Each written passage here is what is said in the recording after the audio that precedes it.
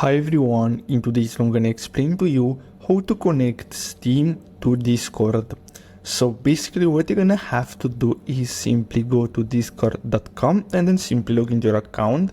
Now after that you're gonna have to simply click on user settings at the bottom and then simply go to connections, and then here you have all the available connections. So what you're gonna have to do is simply click on Steam, and then as you can see you're gonna get redirected here. We're gonna have to simply sign in into your Steam account. So simply make sure that it's your account here. If not, you're gonna have this option to click on not you, and basically you're gonna have the option to enter a new Steam account.